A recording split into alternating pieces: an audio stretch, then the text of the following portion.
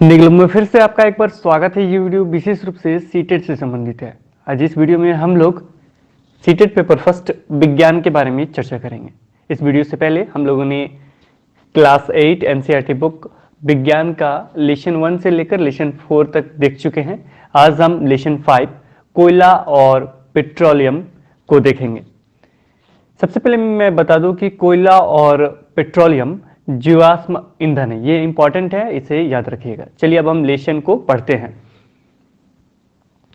हम अपनी मूलभूत आवश्यकताओं के लिए विभिन्न पदार्थों का उपयोग में लाते हैं।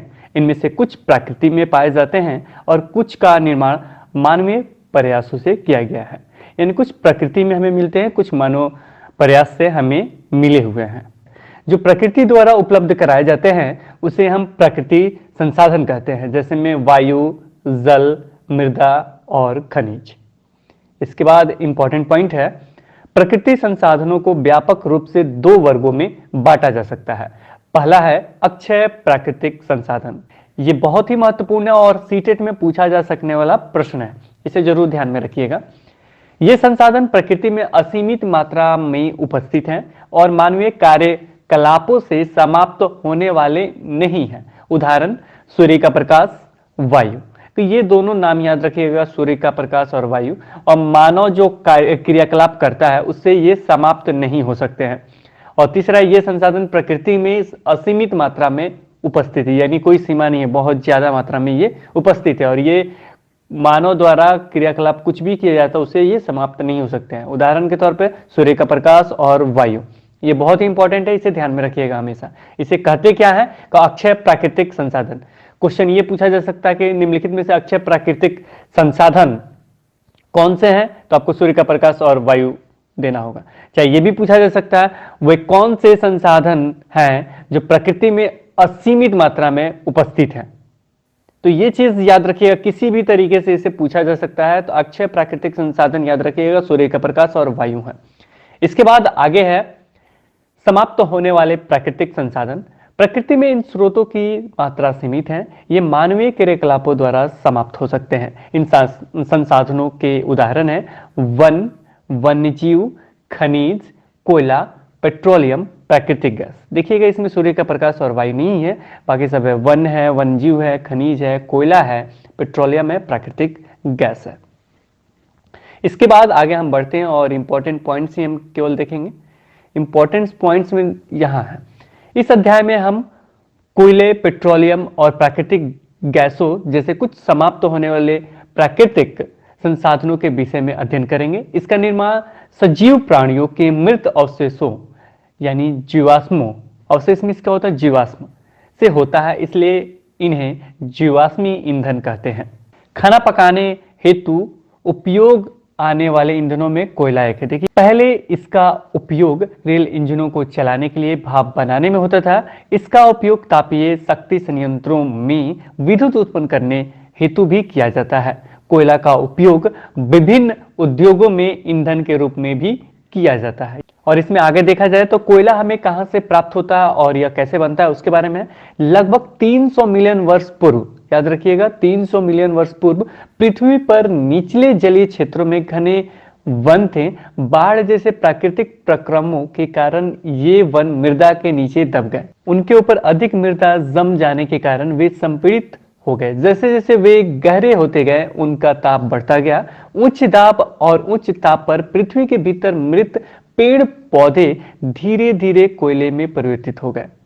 कोयले में मुख्य रूप से कार्बन होता है।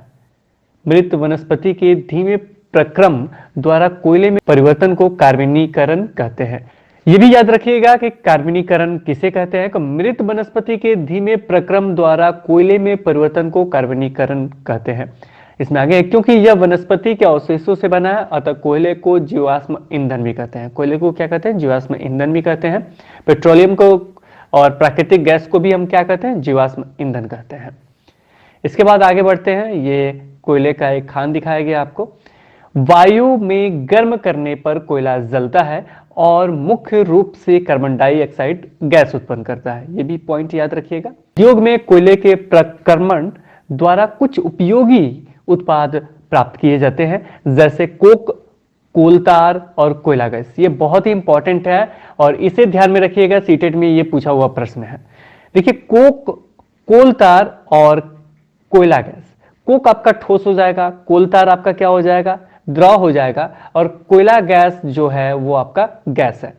तो ये चीज अंतर भी याद रखिएगा और ये भी याद रखिएगा कोक कैसे बनता है, कोलतार कैसे बनता है, कोल गैस कैसे बनता है, इन सब में डिफरेंस क्या है, कैसे उपयोग होता है, कैसे इसका निष्कर्षण होता है, इन सारी चीजों को ध्यान में रखिएगा। अब बात करते हैं सबसे पहले कोक की। यह एक कठोर संरंध्र और काला पदार्थ है। यह कार्बन का लगभग शुद्ध रूप है। यह भी पूछा जा सकता है कि कार्बन का निम्नलिखित में से कार्बन का सबसे शुद्ध रूप कौन सा है, तो आपको टिक करना होगा कोक। कोक का उपयोग इस्पात के औद्योगिक निर्माण और बहुत से धातुओं के निष्कर्षण में किया जाता है। यह पॉइंट बहुत ही इंपॉर्टेंट है, इसे जरूर याद रखिएगा। कोलतार, यह एक अप्रिय गंध वाला गाढ़ा द्रव होता है। यह लगभग 200 पदार्थों का मिश्रण होता है। कोलतार से प्राप्त उत्पादों का उपयोग प्रारंभिक पदार्थों के रूप में दैनिक जीवन में काम आने वाले विभिन्न पदार्थों के औद्योगिक निर्माण में तथा उद्योगों जैसे संश्लेषित रंग, औषधि, विस्फोटक सुगंध, प्लास्टिक पेंट, फोटोग्राफिक सामग्री, छत निर्माण सामग्री आदि में होता है।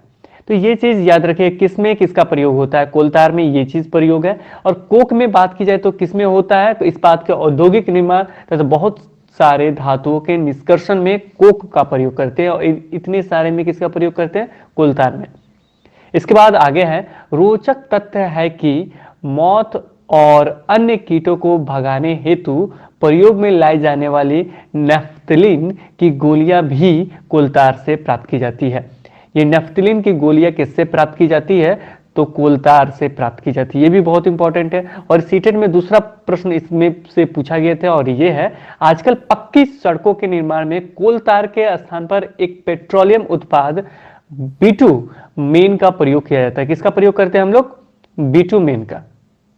पहले कोलतार से ही पक्की सड़कों का निर्माण होता था, लेकिन इसके स्थान पर पेट्रोलियम उत्पाद बिटुमेन का प्रयोग किया जाता है। ये पॉइंट हमेशा ध्यान में रखेंगे। कोयला गैस, कोयले के प्रक्रमण द्वारा कोक बनाते समय कोयला गैस प्राप्त होती है। याद रखिएगा कैसे, कोयले के प्रक्रमण द्वारा कोक बनाते समय कौन सा गैस प्राप्त होता है, कोयला गैस। यह कोयला प्रक्रमण संयंत्रों के निकट स्थापित बहुत से उद्योगों में ईंधन के रूप में उपयोग की जाती है। ये किसके रूप में उपयोग होता है, ईंधन के रूप में। इसमें आगे है, लंदन में 1810 में तथा न्यूयॉर्क में 1820 के आसपास कोयला गैस का उपयोग प्रथम बार सड़कों पर रोशनी के लिए किया गया था। लंदन में उपयोग किया गया था 1810 में, न्यूयॉर्क में 1820 में। किस लिए उपयोग किया गया था, को सड़कों पर रोशनी के लिए। आजकल इसका उपयोग रोशनी के बजाय उष्मा के स्रोत के रूप में किया जाता है। आजकल इसका उपयोग किसमें होता है, उष्मा के स्रोत के रूप में। इसके बाद पेट्रोलियम के बारे में चर्चा है, चलिए इसे भी जान लेते हैं। पेट्रोलियम मीन्स पेट्रोल मत समझिएगा, पेट्रोलियम मीन्स हो गया सारा चीज, यानी पेट्रोलियम गैस, पेट्रोल, डीजल, स्नेहक तेल, पैराफियम, मोम आदि का मिश्रण पेट्रोलियम होता है। याद रखिएगा ये चीज। पेट्रोलियम मीन्स केवल पेट्रोल नहीं। आप जानते हैं कि ईंधन के रूप में पेट्रोल का उपयोग हल्के स्वचालित वाहनों जैसे मोटरसाइकिल और स्कूटर और कारों में होता है। भारी मोटर वाहनों जैसे ट्रकों और ट्रैक्टरों को चलाने के लिए डीजल काम आता है। ये ईंधन प्राकृतिक स्रोत से प्राप्त होते हैं, जिसे पेट्रोलियम कहते हैं। प्राकृतिक स्रोत से प्राप्त होते हैं, जिसे हम क्या कहते हैं, पेट्रोलियम कहते हैं। क्या आप जानते हैं पेट्रोलियम कैसे बनता है? पेट्रोलियम का निर्माण समुद्र में रहने वाले जीवों से हुआ। यह भी बहुत इंपॉर्टेंट है, इसे याद रखिएगा। समुद्र में रहने वाले जीवों से हुआ। जब ये जीव मृत हुए तो इनके शरीर समुद्र के पेंदे में जाकर जम गए। जब ये मृत हुए तो इनके शरीर क्या हुआ, समुद्र के पेंदे में जाकर जम गए और फिर रेत और मिट्टी की तह में ढक गए। लाखों वर्ष में वायु की अनुपस्थिति, उच्च ताप और उच्च दाब में, यह भी याद रखिएगा किसमें, उच्च ताप और उच्च दाब में मृत जीवों को पेट्रोलियम और प्राकृतिक गैसों में परिवर्तित कर दिया। उच्च ताप और उच्च दाब में ये क्या परिवर्तन हो गया, किसमें हुए, चेंजिंग इनका किसमें हुआ, पेट्रोलियम और प्राकृतिक गैसों में हुआ। इसमें आगे है, विश्व का पहला तेल का कुआं पेंसिल्वेनिया यानी अमेरिका में 1859 में प्रवेदित यानी ड्रिल किया गया था। 8 वर्ष बाद 1867 में असम के माकुम नामक स्थान पर तेल का पता चला। भारत में तेल असम, गुजरात, बॉम्बे हाई और गोदावरी तथा कृष्णा नदियों के बेसिन में पाया जाता है। यह भी याद रखें भारत में कहां कहां तेल पाया जाता है। तो असम में, गुजरात में, बॉम्बे हाई और गोदावरी तथा कृष्णा नदियों के बेसिन में पाया जाता है। और इसके बाद 1867 में असम के माकुम नामक स्थान पर तेल का पता चला, 1867 में। यह भी पॉइंट याद रखिएगा। इसके बाद पेट्रोलियम का परिष्करण। पेट्रोलियम गहरे रंग का तेलीय द्रव है। इसकी गंध अप्रिय होती है। इसकी गंध कैसी होती है? अप्रिय होती है। यह विभिन्न संघटकों जैसे पेट्रोलियम गैस, पेट्रोल, डीजल, स्नेहक तेल, पैराफिन, मोम आदि का मिश्रण होता है। पेट्रोलियम गैस, पेट्रोल, डीजल, स्नेहक तेल, पैराफिन, मोम आदि का मिश्रण होता है। किसका मिश्रण होता है? ये सारे का मिश्रण होता है। ये सारा नाम याद कर लीजिएगा। पेट्रोलियम के विभिन्न संघटकों या प्रभाजों को पृथक करने का प्रक्रम परिष्करण कहलाता है। यह कार्य पेट्रोलियम परिष्करणी में संपादित किया जाता है। यह पॉइंट बहुत इंपॉर्टेंट है। परिष्करण किसे कहते हैं? तो जब उसको पृथक करते हैं, जब उसको अलग करते हैं, उसको हम लोग कहते हैं परिष्करण। परिष्करण मीन्स अलग कर देना। परिष्करण मीन्स क्या होता है? अलग कर देना। इसके बाद अगला पॉइंट है, पेट्रोलियम और प्राकृतिक गैस से अनेक उपयोगी पदार्थ प्राप्त किए जाते हैं। इन्हें पेट्रो रसायन कहते हैं। हम पिछले चैप्टर में पढ़ चुके हैं, इससे संबंधित क्वेश्चन भी आ चुके हैं। इनका उपयोग अपमार्जक कमर रेसे, जैसे में रेसे कौन कौन से? पॉलिएस्टर, नायलॉन, एक्रिलिक आदि में किया जाता है। पॉलीथीन और अन्य मानव निर्मित प्लास्टिक आदि के औद्योगिक निर्माण में किया जाता है। प्राकृतिक गैस से प्राप्त हाइड्रोजन गैस का उपयोग उर्वरकों यानी यूरिया के उत्पादन हेतु किया जाता है। आपने बहुत अधिक व्यावसायिक महत्व के कारण पेट्रोलियम को काला सोना भी कहते हैं। यानी व्यावसायिक इसका महत्व बहुत ज्यादा है, इसलिए इसे काला सोना कहते हैं। याद रखिएगा, पेट्रोलियम को हम लोग क्या कहते हैं? काला सोना कहते हैं। कभी कभी क्वेश्चन पूछेगा कि काला सोना किसे कहते हैं, तो वहां पे आपको टिक करना होगा पेट्रोलियम। वहां पे बहुत सारे ऑप्शन दिए रहेंगे, वहां आपको केवल टिक करना है पेट्रोलियम को। पेट्रोलियम को क्या कहते हैं हम लोग? काला सोना कहते हैं। इसके बाद चलते हैं प्राकृतिक गैस यानी सीएनजी पे चलेंगे। सीएनजी बहुत महत्वपूर्ण है। प्राकृतिक गैस एक बहुत महत्वपूर्ण जीवाश्म ईंधन है, क्योंकि इसका परिवहन पाइपों द्वारा सरलता पूर्वक हो जाता है। प्राकृतिक गैस को उच्च दाब पे संपीड़ित प्राकृतिक गैस, उच्च दाब पे उसे संपीड़ित कर दिया जाता है, तो उसको संपीड़ित प्राकृतिक गैस यानी सीएनजी के रूप में भंडारित किया जाता है। इसका फुल फॉर्म भी याद रखिएगा। सीएनजी का फुल फॉर्म भी पूछा जा सकता है कि सीएनजी का फुल फॉर्म होता है संपीड़ित प्राकृतिक गैस। सीएनजी का उपयोग ऊर्जा उत्पादन हेतु किया जाता है। इसका उपयोग परिवहन वाहनों में ईंधन के रूप में किया जा रहा है, क्योंकि यह कम प्रदूषणकारी है। यह एक स्वच्छ ईंधन है। सीएनजी का अधिक लाभ यह है कि इसे घरों और कारखानों में सीधा जलाया जा सकता है, जहां इसकी आपूर्ति पाइपों के माध्यम से की जा सकती है। बहुत जगह पाइपों के माध्यम से भी भेजा भी गया है। और इसके बाद देखिए, दो फुल फॉर्म याद रखिएगा, एक तो सीएनजी और दूसरा एलपीजी। ये पूछा गया सीटेट में प्रश्न है, एलपीजी का फुल फॉर्म पूछा गया है, तो वहां आपको द्रवित पेट्रोलियम गैस आपको टिक करना होगा। क्या टिक करना होगा? द्रवित पेट्रोलियम गैस। द्रवित पेट्रोलियम गैस, एलपीजी, द्रवित पेट्रोलियम गैस। सीएनजी, संपीड़ित प्राकृतिक गैस, दोनों याद रखिएगा, बहुत ही इंपॉर्टेंट है।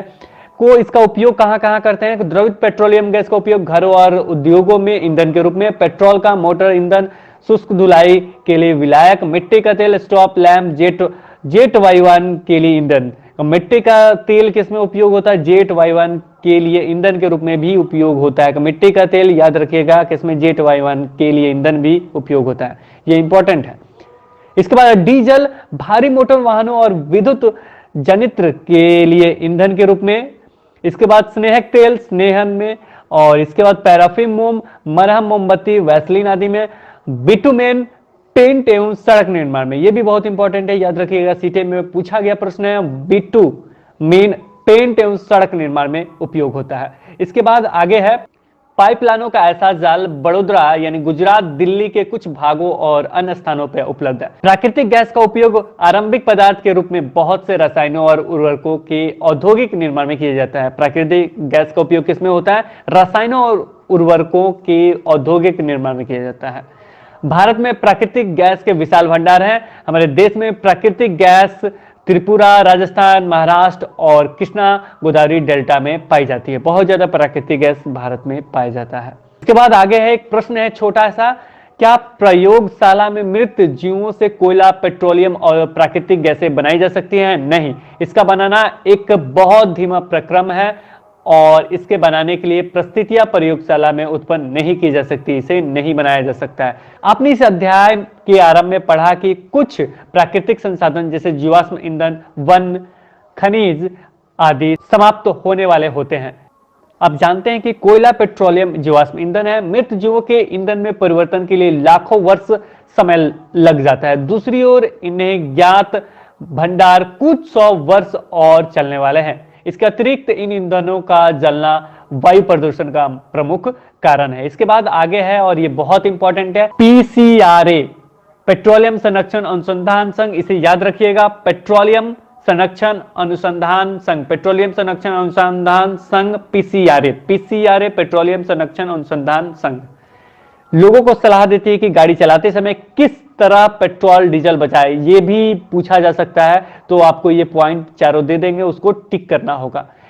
जहां तक संभव हो गाड़ी समान और मध्यम गति से चलाएं। यातायात लाइटों पर अथवा जहां आपको प्रतीक्षा करनी हो गाड़ी का इंजन बंद कर दीजिए। टायरों का दाब सही रखिए। गाड़ी का नियमित रखरखाव सुनिश्चित कीजिए। ये सीटेट में प्रश्न क्यों पूछा जाता है, क्योंकि यहाँ पे देखिए टायरों का दाब सही रखिए, ये सब पूछा जाता है, तो आप डायरेक्ट पेट्रोलियम संरक्षण अनुसंधान संघ यानी PCRA में पूछा जाएगा ये प्रश्न कि इसमें क्या क्या गुण बताया गया है, तो उसमें आप टिक नहीं कर पाएंगे। टायरों का दाब सही रखिए, क्योंकि यहाँ पे लगता है कि थोड़ा अटपटा सा, बाकी सब दोनों को टिक कर सकते हैं, लेकिन ये भी बहुत इंपॉर्टेंट है, ये पूछा जा सकने वाला प्रश्न है सीटेट में, तो इसे ध्यान में रखिएगा। अब हमने आज क्या क्या सीखा उसे देख लेते हैं।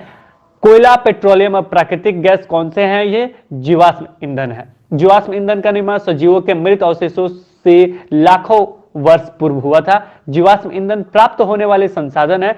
कोक, कोलतार और कोयला गैस कोयले से प्राप्त उत्पाद है। यहां फिर से मैं रिवीजन करा देता हूं। कोक जो होगा आपका ठोस होगा, कोलतार आपका द्रव होगा, कोयला गैस आपका गैस है। पेट्रोलियम के परिष्करण से पेट्रोलियम गैस, पेट्रोल, डीजल, मिट्टी का तेल, पैराफिन मोम, स्नेहक तेल आदि प्राप्त होते हैं। ये सारा याद रखिएगा, ये आपके ऑप्शन में मिल सकते हैं कि पेट्रोलियम के परिष्करण से क्या क्या बनाया जा सकते हैं, तो ये सारा चीज बनाया जा सकता है। कोयला और पेट्रोलियम के संसाधन सीमित है, हमें इनका न्यायोचित उपयोग करना चाहिए। इसके बाद चलते हैं हम प्रश्न पे। प्रश्न क्या पूछा गया उसे हम देख लेते हैं। CNG, LPG का ईंधन के रूप में उपयोग। देखिए यहाँ पे फुल फॉर्म याद होना चाहिए आपका CNG का और LPG का। याद है, पहले मैंने पढ़ाया था, कमेंट बॉक्स में चाहिए कि CNG और LPG का फुल फॉर्म क्या होता है। आपको रिवाइंड करके देखना पड़ेगा वीडियो, या आपको याद हो गया है, प्लीज कमेंट बॉक्स में जरूर लिखें। इसके बाद अगला क्वेश्चन है, ये तो आप जानते होंगे, पेट्रोलियम का कौन सा उत्पाद सड़क निर्माण हेतु उपयोग में लाया जाता है? कौन सा? याद रखिएगा, पेट्रोलियम का बिटुमीन जो उत्पाद होता है वो सड़क निर्माण में उपयोग होता है। इसके बाद फिल इन द ब्लैंक्स पे देखेंगे, ये जीवाश्म ईंधन है। तो CP आपके जीवाश्म ईंधन है। CP का मतलब क्या होता है? कोयला और पेट्रोलियम। याद रखिएगा, कोयला, पेट्रोलियम, जीवाश्म ईंधन है यानी CP। पेट्रोलियम के विभिन्न संघटकों को पृथक करने का प्रक्रम परिष्करण कहलाता है। क्या कहलाता है? ये परिष्करण कहलाता है। ये तो मैंने आपको रटवा दिया था। वाहनों के लिए सबसे कम प्रदूषण ईंधन है, कौन सा है? तो ये है आपका CNG। क्या है? CNG। ये भी बहुत इंपॉर्टेंट है, याद रखिएगा। वाहनों के लिए सबसे कम प्रदूषक कौन सा ईंधन है? तो वो है आपका CNG। इसके बाद ये यशनो में आंसर दिया गया है, इसे भी आप ध्यान में रखेंगे।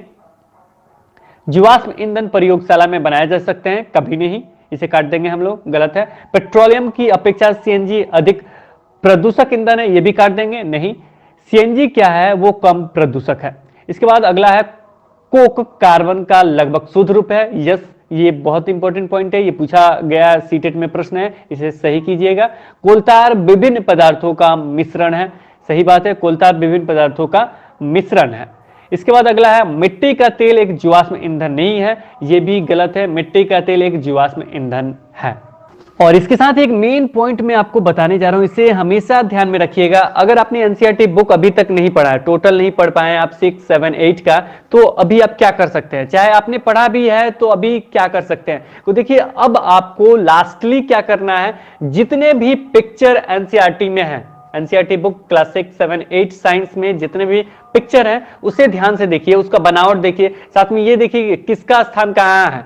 अगर शरीर का भाग दिया गया है तो ग्रंथियां कहाँ है, गले की ग्रंथि को क्या कहते हैं वो कहाँ है, फिर पेट में कहाँ बनाया गया, ये सारा स्थान भी देखिए। आंख की बनावट है तो कैसे है, आंख का मतलब जो भी उसका भाग है, छोटा छोटा भाग भी वो कहाँ है, ये सारे ध्यान में रखिए। उससे पिक्चर जो है वो अपने मन में फिट कर लीजिए, जो भी पिक्चर आपको बताया गया है। जैसे में मोमबत्ती है तो मोमबत्ती की लॉक का बनावट है, उसका पीला वाला देखिए भाग कहाँ है, ब्लू वाला भाग कहाँ है, साथ में उंगली अगर डालते हैं तो सबसे ज्यादा गर्म स्थान कौन होता है। ये सारा चीज आपको पॉइंट वाइज पॉइंट देखना है, picture by picture, lesson by lesson देखना है। कम से कम पिक्चर तो जरूर देख लीजिएगा।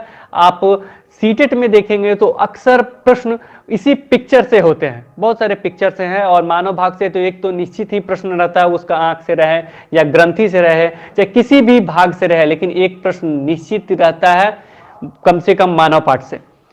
तो ये चीज पॉइंट हमेशा ध्यान में रखिएगा। और आज का वीडियो यहीं समाप्त होता है, और जितने भी पॉइंट वीडियोस में भी बताए जा रहे हैं उन पॉइंट को भी आप ध्यान में रखिएगा। तो आज दे हमें विदा। Thanks for watching this video. Bye bye.